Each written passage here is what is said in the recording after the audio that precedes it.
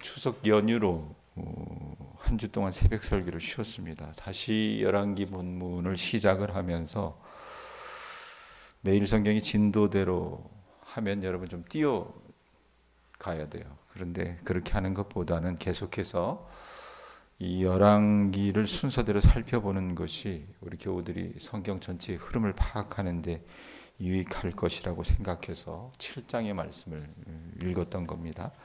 자, 7장을 여러분들께서 이해하기 위해서는 지지난주죠. 한 주 전에 지지난주 금요일에 설교했던 내용을 잠시 여러분들이 회상해야 할 필요가 있습니다. 북이스라엘의 전성기가 어느 때라 그랬어요? 백권사님, 아합 때라 그랬잖아요. 그죠? 그 아합 왕이 죽고 나라는 이제 쇠락의 길로 들어서게 됩니다. 자, 그러다 보니 나라가 강성할 때는 주변 나라들이 굽신거리고 눈치 보고 조공을 바치지만 이제껏 눈치 보며 조공을 바쳤던 그 나라들이 그 아합이 죽고 나서는 반기를 들고 이스라엘을 침범했고 그 아람 군대가 엘리사가 그 아람 군대가 서마리아 성을 이제 감싸잖아요. 그랬을 때 하나님께서 어떻게 하십니까? 이 여호람 왕이 이 불신앙의 말을 내뱉었을 때에 엘리사를 통해서 하나님께서 일하시는데 이 침범하러 온 아람 군대의 눈을 멀게 하시잖아요. 그리고 그들의 손을 붙잡고 어떻게 해요? 손에 피 한 방울 흘리지 않고 이 적군을 물리쳤던 기적들을 우리가 지지난주 금요일 날 봤습니다. 자, 그러고 나서 그 다음에 이제 있었던 사건들이에요. 이 군대가 아람의 군대가 그러면 이제 그 자기네들로 봐서도 엄청난 그런 일들을 경험했으면 침범하지 않아야 되는데 사람이라는 게 여러분 어떻게 그럴 수 있습니까? 얼마 지나지 않아 가지고 이 군대가 다시 아람 군대가 이스라엘 수도 사마리아를 침공을 했습니다.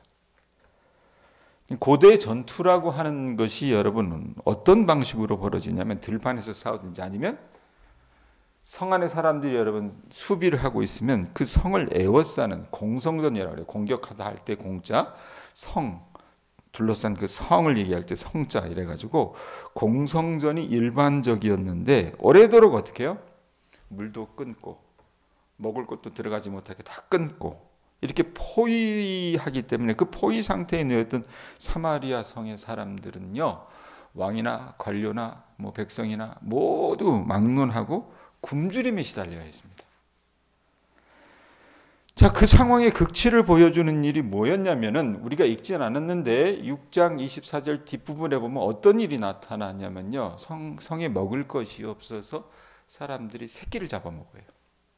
자기 자식을 잡아먹는다 그 말입니다. 어떻게 사람이 그럴 수 있어 그러는데 여러분 인류사에 보면 이런 일들이 비일비재합니다. 그리고 이것은 신명기 28장 여러분 19절부터 68절까지 보면은 저주에 관한 말씀이 나오잖아요. 앞에는 축복에 관한 말씀인데 순종하면 이렇게 하겠고 그러지 않으면 이런 저주가 내린다 그랬을 때 그 저주의 문구 가운데도 이런 말씀이 있습니다. 사람을 잡아먹어요. 예? 그리고 그 일들을 어떻게 해요? 백성들이 왕 앞에 와서 고하는 겁니다. 어제는 내 새끼 잡아먹었는데 예? 오늘 저 여자 새끼 잡아먹어야 되는데 새끼를 안 낳는다고. 그러니까 왕이 여러분 그 얘기 듣고 앉아있으니 어떻게 합니까? 기가 막히죠. 그래서 하나님을 신뢰하지 않았던 이 여호람이라고 하는 왕은요. 이 모든 것을 하나님 탓으로 돌립니다. 당신 때문에 나라가 이 모양 이 꼴이 났다라고 얘기하면서 이제껏 이 나라가 위기 일로에 있을 때마다 큰 도움을 줬던 엘리사에게 여러분 어떻게 분풀이를 합니다. 그래서 내가 이놈을 때려잡아 죽여야 되겠다. 이래가지고요 장관을 포함해서 자기 어떤 관료들을 보내요. 죽이기로 작정을 하고 6장 31절 우리가 안 읽었는데 한번 보세요. 6장 31절 한번 보세요. 이 왕이 뭐라고 얘기합니까? 한번 같이 읽습니다. 시작. 6장 31절이요. 백권사님. 7장은 우리가 읽었으니까 6장 31절 열왕기야. 찾으셨어요? 같이 읽습니다. 시작. 왕이 이르되 사밧의 아들 엘리사의 머리가 오늘 그 몸에 붙어 있으면 하나님이 내게 벌 위에 벌을 내리실지로다 아니라. 죽여버리겠다는 겁니다. 근데 여러분, 엘리사가 잘못한 일이 있습니까? 잘못한 게 없어요. 엘리사가 했던 건 뭡니까? 하나님께서 전하라고 하신 말씀을 전했을 뿐이에요. 이들이 이렇게 하나님의 말씀을 불순종하면 이런 재앙과 심판이 따를 것이라고 분명히 전한 그것 한 가지였습니다. 근데 어때요? 분풀이를 이 엘리사에게 하려고 했던 거예요. 자, 그런 왕의 비겁한 처사에 이제 엘리사가 답을 주는 것이 7장 1절이에요. 우리가 아까 읽었잖아요. 7장 1절 한번 보세요. 뭐라고 얘기합니까? 엘리사가 이르되 여호와의 말씀을 들을지어다. 여호와께서 이르시되 내일 이맘때에 사마리아 성문에서 고운 밀가루 한 수아를 한 세겔로 매매하고 보리 두 수아를 한 세겔로 매매하리라 하셨느니라. 자, 밀가루, 고운 밀가루 한 수아를 한 세겔로 매매하고, 이게 무슨 말이냐? 그러니까 싸게, 아주 헐값에 매매한다. 근데 지금 기근에 시달렸잖아요. 우리가 여러분 24절부터 그 6장 뒷부분을 읽지 않았지만 기근에 시달리니까 곡물가들이 천정부지로 뛰어올라온 겁니다. 어제도 제가 말씀드렸지만 배추 한 포기 사려고 했더니 8,000원이라 그랬는데, 어제 여러분 제가 뉴스를 보니까 22,000원짜리 배추도 지금 나왔나 봐요. 비가 많이 오고 또 이러니까. 그런 식이에요. 그거보다 더 뛰어올랐다고 생각을 하시면 돼요. 돈이 있어도 양식을 사지 못하는 겁니다. 그런데 이 모든 탓은 하나님과 엘리사 너 탓이야 이랬는데, 엘리사가 그 말을 듣고 뭐라고 얘기하는 거예요? 야, 하룻밤 자고 나면 그 밀가루 한 대박에 한 돈 1,000원도 안 할 거야. 보리 한 대박에 그거 한 500원도 안 할 거야. 이렇게 얘기를 하는 거예요. 그러니 이 엘리사를 잡아 죽이라고 이 명령을 하달받은 그 장관 중에 한 사람이 뭐라고 얘기합니까? 무슨 말 같지도 않은 소리 하느냐고. 그게 2절 앞부분에 나와요. 한번 보세요. 2절 앞부분에 뭐라고 얘기합니까? 그때 왕이 그의 손에 의지하는 자 곧 한 장관이 하나님의 사람에게 대답하여 이르되 뭐라고 얘기해요?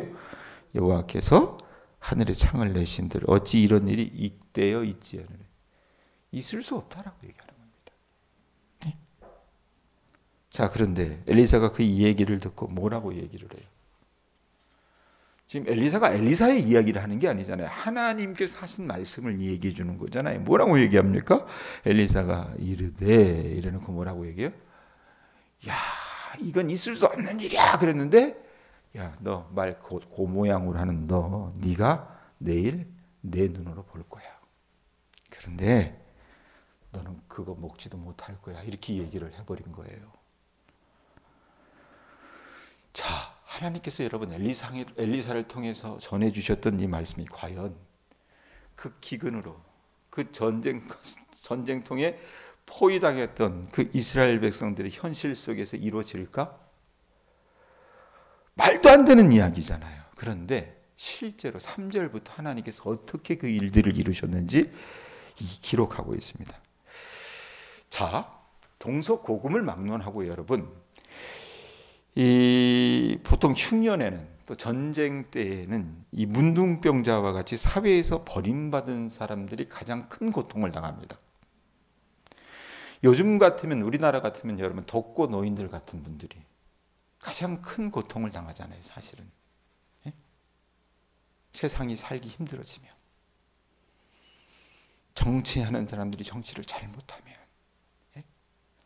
제일 없고 힘 없고 병든 사람들, 가난한 사람들이 여러분 어떻게 해요? 가장 큰 피해를 겪는다 그 말입니다.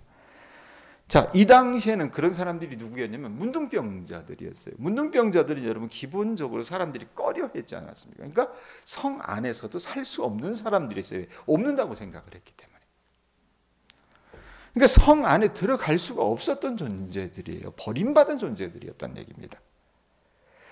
비록 들어간다 하더라도 죽음만이 여러분 그들을 기다리고 있었다 그 말입니다. 그렇다고 성 밖에 남아있게 된다면 이 사람들은 여러분 어때요? 똑같이 굶어 죽거나 아니면 적군의 공격에 가장 첫 번째 대상물이 될 그런 운명에 처해 있었어요. 우리 식으로 얘기하면 뭐예요? 아무 소망이 없는 존재. 아무 소망이 없는 존재. 버려진 존재라고 말입니다. 자, 그런데 하나님이 이 사람들을 통해서 일하셨어요. 이 사람들을 통해서. 자, 문둥병자들이요. 우리가 갖지 않는 여러분 한 가지 이 좋은 것이 있었습니다. 이게 뭔지 아세요? 문둥병자들이 우리에게 없는 게 있었어요. 이게 뭔지 압니까? 가진 게 없다 그랬잖아요. 이 사람들은요 아무것도 잃을 게 없는 존재들이었습니다. 왜? 뭐가 있어야 여러분 일을 줘? 그냥 빈털털이에요. 네? 그래서 자기들 안에 여러분 어떤 이런 자의식이 나온 거예요. 야, 이렇게 우리가 이 멀쩡히 있으면서 굶어 죽는 것보다는 차라리 저놈 아람 군대에 가서 우리가 항복해서 죽더라도 한번 좀 가보자라고 해서 어떻게 발길을 내디뎠던 거예요. 네? 죽으면 죽으리라 이런 마음으로. 그런데 그들이 그렇게 걸음을 내다가 갔는데 어떤 일이 벌어졌습니까? 문둥병자들이 해질 무렵에 아람 군대 진영에 딱 도착해 보니까 아니 글쎄 적들의 그 진영에 군대나 사람들이 많을 거라고 생각을 했는데 한국 속담으로 얘기하면 여러분 뭐라고 얘기합니까? 5절 뒷부분에 보면 뭐라고 얘기해요? 이 사람들이 이렇게 갔어요. 갔는데 뭐라고 얘기합니까? 이르러서 본즉 이르렀고 그곳에 뭐라고 얘기해요? 한 사람도 없으니 이렇게 얘기를 해요. 세상에 아무도 없는 거예요. 네? 파리새끼 한 마리 없었던 겁니다. 이게 무슨 일일까? 그 이유를 여러분 6절이 설명을 해요. 6절 보세요. 6절 말씀 뭐라고 얘기합니까? 이는 상황이 이렇게 된 것은 뭐라 그래요? 누가? 주께서 하나님께서 아람 군대로 병거 소리와 말 소리와 큰 군대의 소리를 듣게 하셨으므로 아람 사람이 서로 말하기를 이스라엘 왕이 우리를 치려하여 헷사람의 왕들과 애굽 왕들에게 값을 주고 그들을 우리에게 오게 하였다 하고. 하나님이 간섭하시고 개입을 하셨던 거예요. 자, 아람 군대가 북쪽에 있었다고 그랬잖아요. 이스라엘 위쪽에 있다고 그랬잖아요. 이들이 내려와서 북이스라엘을 치면 될 거라고 생각을 했는데 하나님께서 어떻게 하셨대요? 병거 소리와 말 소리와 큰 군대의 소리를 듣게 하셨던 것 같아요. 그러니까 이 소리를 들으니까 이 사람들이 여러분 어떤 생각을 했냐면 거기 보면 뭐라고 얘기합니까? 자기들 편에서 어떻게 해석을 하는 거예요. 이것은 이스라엘 왕이 서로 말하기를 이스라엘 왕이 우리를 치려하여 어떻게 돈을 주고 용병을 샀다고 생각을 한 겁니다. 남쪽에는 애굽의 군대가 있었어요. 북쪽에는 헷사람의 군대가 있었다 그 말입니다. 그래서 헷사람의 왕들과 애굽 왕들에게 값을 주고 그들을 우리에게 오게 하였다. 그러니 이 소리가 들리지. 그러니 이 병거 소리, 말 소리, 군사들의 소리가 들리지. 겁을 집어먹은 거예요. 겁을 집어먹은 거예요. 그래서 여러분 어때요? 이 사람들이 가지고 갔던 것을 다 놓고 그냥 걸음아 나살려라 하면서 도망을 갔던 겁니다. 아니 전쟁 나가면서 뭐 그렇게 많이 갖고 갔냐 그랬는데 이때 당시에 전쟁이 그랬어요. 이때 당시 전쟁에 참여하는 사람들은요 자기 전쟁하면서 자기가 먹을 거, 입을 거, 이 모든 것들을 다 챙겨가야 돼요. 이때 당시 시대는 이랬습니다. 그러니까 곡물이나 말이나 종이나 다 가지고 갔던 거예요. 그런데 하나님께서 그들에게 두려움을 주셔서 야 이거 저 이스라엘 왕 저놈이 애굽 왕과 그 헷사람의 왕들과 연합해서 돈 줘가지고 그들의 군대를 오게 했구나. 그래서 겁이 나니까 그리고 여러분 시간이 어때요? 해질 무렵이라 그랬잖아요. 어두울 때니까 뭐 챙겨갈 게 없는 거예요. 그래서 그냥 걸음아 나살려라 하고 주랭량을 쳤다 그 말입니다. 자 그런데 문둥병자들은 지금 이 상황을 알았어요? 몰랐어요? 모르고 자기는 어떻게 해요? 내일 죽더라도 그냥 끼니라도 한 끼 면해보자 싶어가지고 그 군사들의 진영이 딱 왔는데 어떤 일이 벌어집니까? 놀래 자빠질 수밖에 없는 상황이 눈앞에 짠 하고 벌어진 거예요. 예? 아무도 없어요. 그 다음에 짐승들이 있습니다. 온갖 기증품들 다 놓고 갔어요. 그러니 이게 웬 떡이냐 이래가지고 개걸스럽게 먹으면서 우선 허기진 배를 채웠습니다. 그리고 말씀 있는 대로 보니까 좋은 것들이 많아요. 금으로 된 것들도 있고 뭔가 취장할 수 있는 것들이 있으니까 이 사람들이 어떻게 합니까? 그 귀중품을 챙겨가지고 감췄어요. 자, 그런데 우리 같으면 여러분 어떻게 하겠어요? 야, 이게 웬 떡이냐 하면서 나 살기도 먹기 바빠 죽겠는데, 예? 성 안에 있는 것들 자기들 알아서 하겠지 이러고 배 채우고 그냥 갔을 텐데 9절 보세요. 나는 9절에 참 오늘 은혜를 받았어요. 9절 말씀 같이 읽습니다. 시작. 나병 환자들이 그 친구에게 서로 말하되 우리가 이렇게 해서는 아니 되겠도다. 오늘은 아름다운 소식이 있는 날이거늘 우리가 침묵하고 있도다. 만일 밝은 아침까지 기다리면 벌이 우리에게 미칠지니 이제 떠나 왕궁에 가서 알리자 하고.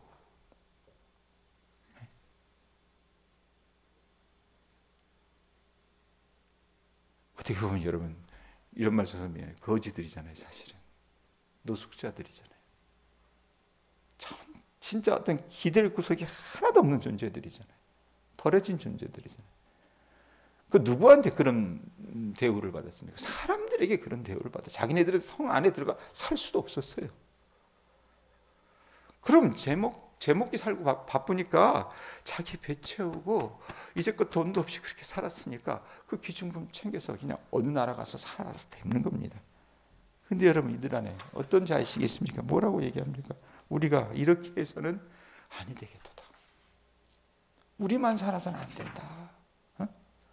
오늘은 우리뿐만이 아니라 우리 모든 백성들에게 아름다운 소식이 있는 날이기 때문에 우리가 침묵하고 있어서는 안 된다. 만일 날이 밝길까지 우리가 기다린다면 이 신앙심이 있었어요. 뭐라고 얘기합니까? 하나님께서 내리시는 벌이 우리에게 미칠 것이다. 그러니까 왕궁에 가서 알리자라고 얘기를 합니다. 와서 어떻게 해요?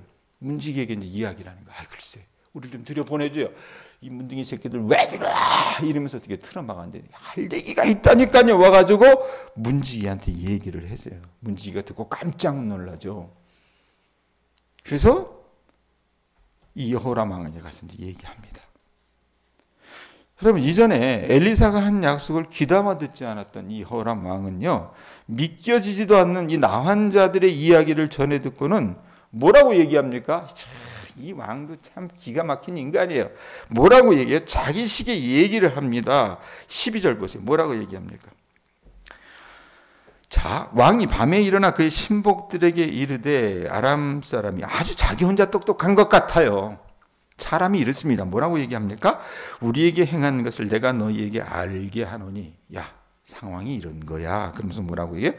그들이 우리가 줄인 것을 알고 있으므로 그 진영을 떠나서 들에 매복하고 스스로 이르기를 그들이 성읍에서 나오거든 우리가 사로잡고 성읍에 들어가겠다 한 것이니라. 이렇게 얘기를 해요. 야, 이거 아람 사람들의 영특한 계략이야. 이렇게 얘기한다고 말입니다. 예? 정말 여러분 이 여호람 왕이 의심이 많았어요. 자, 그런데 이 여호람에게도 충신이 하나 있었습니다. 그래서 뭐라고 얘기해요? 13절에 보면 그의 신하 중 한 사람이 대답하여 이르되 청하건대 아직 성중에 남아있는 말 5마리를 취하고 사람을 보내 정탐하게 하소서. 그것들이 성중에 남아있는 이스라엘 무리 곧 멸망한 이스라엘 온 무리와 같으니이다. 이게 무슨 말이에요? 왕이시여, 우리에겐 더 이상 잃어버릴 것이 없습니다. 지금 성 안을 둘러보세요. 남아있는 게 뭡니까? 그러니까 사람들과 병거 2대를 보내서 확인이라도 좀 해보십시오. 확인이라도 좀 해보자고요. 그냥 성 안에 앉아있으면 왕이나 우리나 다 잡게 됩니다. 이 보고가 만약에 틀린 것이라면 그 명령을 받고 간 사람들이 수리아 사람들에서 죽임을 당하겠죠. 그러나 보고가 맞는 것이라면 왕이요. 그것이 조금이라도 맞는 것이라면 우리 모두가 살게 될 것입니다. 이 얘기를 해요. 왕이 어떻게 해요? 어쩌려고? 그때는 귀가 열려서 사람들을 보냅니다. 보내고 사람들이 가서 보니 어때요? 문둥병자들의 말이 사실인 거예요. 그리고 와서 그 사실을 전해요. 그리고 따라 붙는 게 16절에서 20절 말씀인데 어떤 일이 벌어졌어요, 여러분? 16절에서 20절, 16절, 17절 말씀을 읽기 전에 1절, 2절 한번 보세요. 다시 1절, 2절 보면 분명히 하나님께서 엘리사를 통해서 말씀하셨어요. 뭐라고 얘기합니까? 내일 이맘때 사마리아 성문에서 본 밀가루 한 스아를 한 세겔로 매매하고 보리 두 스아를 한 세겔로 매매하리라. 이렇게 얘기를 했어요. 자, 그런데 그 이야기를 듣고 있었던 그 장관이 뭐라고 얘기합니까?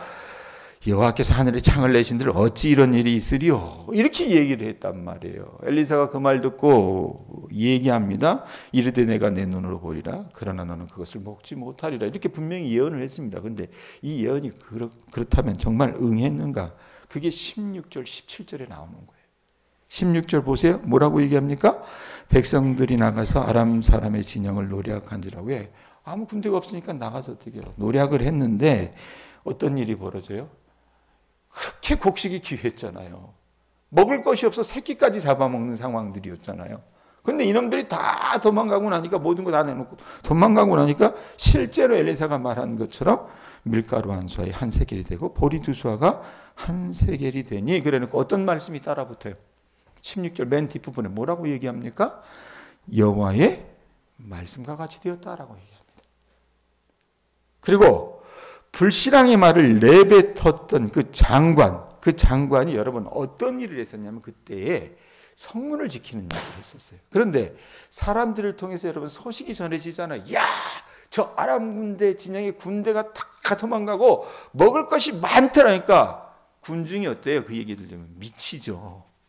뛰쳐나가는 거예요. 뛰쳐나가다가 문 지키고 있는 그 장관이 어떻게 해요? 밟혀 죽은 거예요.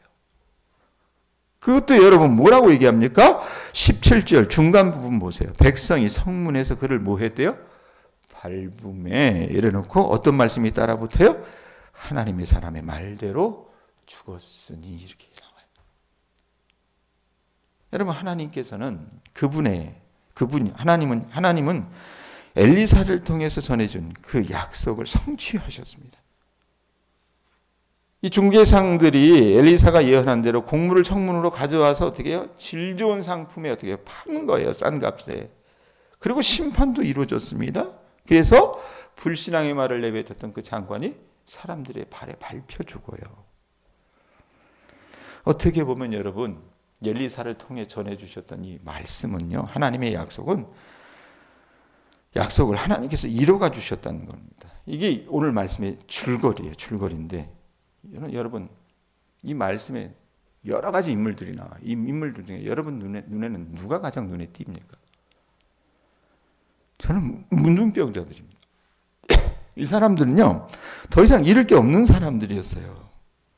만약에 누가 여러분 우리 보고 너 저런 상황에 처해봤느냐고 말하면 설령 내가 너무 어렵게 살아서 그 상황에 놓인다고 하더라도 우리가 어떻게 사람들 앞에서는 고개를 끄덕이거나 인정하고 싶지 않을 겁니다. 그만큼 여러분 문둥병자들이 놓인 그 처지는요 끔찍한 상황이었다고 말입니다.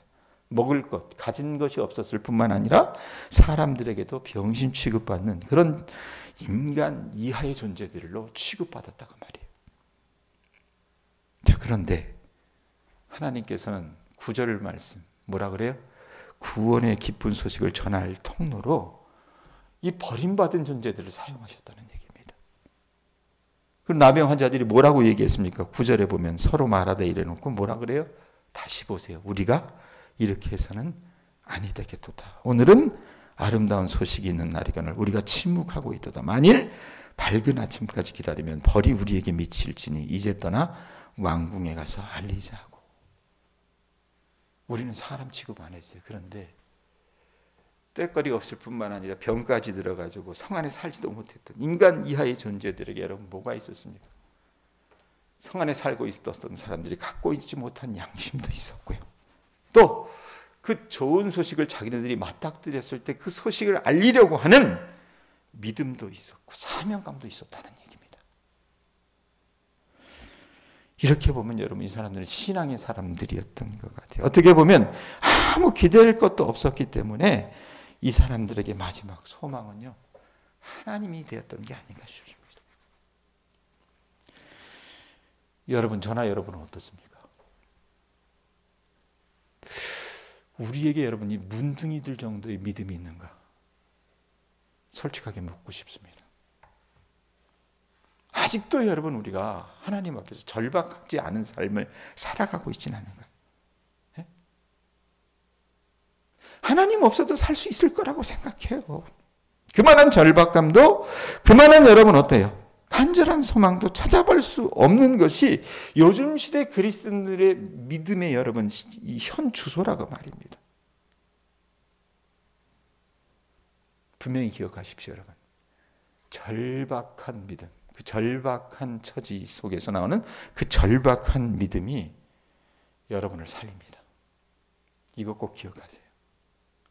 왜냐하면 여러분 우리가 하나님 말고 아무 소망이 없다라고 생각하면 어떻게 해요? 그때서야 하나님을 바라볼 수 있기 때문에 그럽니다. 하나님께서 여러분들의 삶을 지금 아주 옹색한 궁지로 내모셨다 하면 거기서 여러분 다른 궁리를 꾀하는 것이 아니라 그 상황 속에서 여러분 소망 되신 하나님 앞에 절박한 마음으로 나가실 수 있는 주님의 자녀들 되실 수 있기를 축원드립니다. 기도하겠습니다.